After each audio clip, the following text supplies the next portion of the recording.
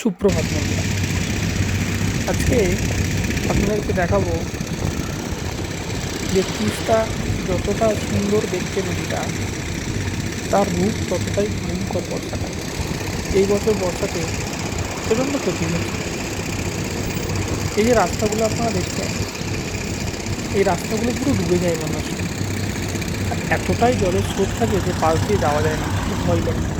এটা তিস্তা নদীর উপরে তিস্তা ব্রিজ। আজকে এইখান থেকে নিয়ে ভিডিওটা স্টার্ট করলাম আপনাকে দেখানোর জন্য কী পরিমাণ ক্ষয়ক্ষতি হয়েছে। এদিকে দেখতে পাবেন এই যে রাস্তাটা যাচ্ছে, এটা হচ্ছে কালিম্পং যাওয়ার রাস্তা। তো আমরা কালিম্পংয়ের উপর দিয়েই এসেছি। তো আমি মাঝখানে ভিডিও করি, ভাবলাম তিস্তাতে এসে আপনাদেরকে দেখো কী পরিমাণ ক্ষয়ক্ষতি হয়েছে এখানে। এই ঘরগুলোতে কোনো মানুষ থাকার মতো অবস্থা নাই। দেখে হয়তো মনে হচ্ছে ঘরগুলো ঠিক আছে, কিন্তু এখানে মানুষ থাকার মতো অবস্থা নাই, কারণ ঘরগুলো একদিকে চলে যাচ্ছে এবং ভেতরগুলো সব ভেঙে গেছে। এইগুলো আগে কোনো ঘর ছিল গ্যারেজ, কোনো রুমে মানুষ থাকতো, তো এখন সেই পরিবেশটা আর নাই থাকার মতো, যার জন্য এখানে কেউ থাকে না। এখন তাদের ঠিকানা কেউ জানে, তারা কোথায় থাকে কেউ জানে, বলতে পারবে না। ভিউ দেখতে খুব সুন্দর তিস্তা ব্রিজ থেকে, তিস্তা নদীও সুন্দর, কিন্তু তিস্তার যে ভয়ঙ্কর রূপ বর্ষায়, সেটা দেখতে খুবই সুন্দর। তো আমরা বেরোচ্ছি, আপনাদেরকে তো এতক্ষণ উপর থেকে দেখালাম, তিস্তার ব্রিজ থেকে আপনাদেরকে দেখালাম ক্ষয়ক্ষতিটা। এবারে আমরা যাচ্ছি তিস্তার দিকে। ব্রিজটার নিচেতে যে ঘরগুলো আছে, সেই ঘরগুলো আপনাকে দেখাবো কী অবস্থা হয়েছে বর্ষাকালে। এখন যে রাস্তাটা দিয়ে আমরা যাচ্ছি, এই রাস্তাটা দিয়ে সোজা দার্জিলিং যাওয়া যায়। এখান থেকে Darjeeling 20 kilometre, only 20 kilometre Darjeeling এখান থেকে। তো দার্জিলিং যাওয়ার আগেও একটা ব্রিজ আছে, কাঠের ব্রিজ। সেটা যারা এসেছেন তারা জানেন যে সেবকের রাস্তাটা দিয়ে যখন আসা যায়, তখন একটা কাঠের ব্রিজ পড়ে দার্জিলিং ঢোকার আগে। এই রাস্তাগুলোতে বর্ষাকালে যাওয়া যায় না। আমরাও এসেছি রাত্রেবেলা কাজে, তো আমরাও ভয়ে থাকতাম কখন রাস্তা ডুবে যায়, সেই ভয়ে করে তাড়াতাড়ি ছুটতাম। দেখুন কী অবস্থা হয় বর্ষাকালে। এই রাস্তাগুলো কিছু থাকেনি। এই যে দেখছেন পাশেতে এগুলো বানানো হচ্ছে, এই যে পাশে দেওয়ালগুলো তোলা, এগুলো কিছুদিন হলো বানানো হচ্ছে।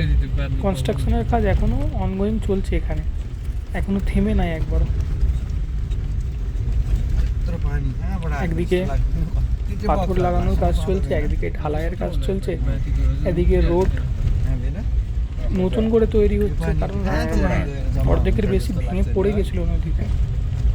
কোথায় পিচ হচ্ছে, এই চলতে আসছে তিস্তার উপরে। এখান থেকে তিস্তা ব্রিজটা খুব সুন্দর লাগে। পেছনে যে ভিউটা আছে, পাহাড় এবং সানসেটের ভিউটা খুব সুন্দর। তিস্তা ব্রিজটা যদি পেছনের ভিউটা না থাকতো, তাহলে মনে হয় এতটা ভালো লাগতো না। তো এই ঘরগুলো দেখুন পুরো ভেঙে গেছে, মানে নিচে তলায় কারো থাকার উপযোগী কোনো ঘরই নাই। কিছু ঘর মেনটেন্স করলে সে থাকা যাবে, কিন্তু আর কিছু মাসের ব্যবধানেই আবার বর্ষা আসবে, আর বর্ষা আসা মানেই তিস্তার সেই ভয়ঙ্কর রূপ, যে রূপ প্রচুর বিধ্বংসী, যেটাই সামনে পাবে সেটাই গিলে খাবে। তো এইভাবেই এখানকার মানুষেরা তাদের জীবনযাপন চালাচ্ছে। এই তিস্তার ভয়ঙ্কর রূপের সাথে যুদ্ধ করে, এক প্রকার যুদ্ধ করেই তারা বেঁচে আছে। তো তাদের একটা মানুষের মাথার ছাদ চলে যাওয়া মানে খুবই কষ্টের। বর্ষাকাল হলেই তারা তাদের প্রাণ হাতের মুঠোই করে নিয়ে এই ঘরগুলোতে বাস করে। এখন অনেকেই এই সব ঘরে থাকা ছেড়ে দিয়েছে, যতটা পারছে ওপর দিকে উঠে যাচ্ছে। তো অনেক কথা হলো, অনেক কথা বললাম আপনাদের। এখন তিস্তা ব্রিজের ওপর দিয়েই আমরা যাচ্ছি কালিম্পং হয়ে আলগাড়া, মানে আমাদের রুমের দিকে। এখন 5:30 বাজে, আমরা বেরিয়ে গেলাম এখান থেকে। আজকে আলোটা অনেকক্ষণ আছে, মানে আলগাড়াতে এতক্ষণ অন্ধকার হয়ে গেছে, কিন্তু যেহেতু তিস্তাতে এখনও আলো আছে।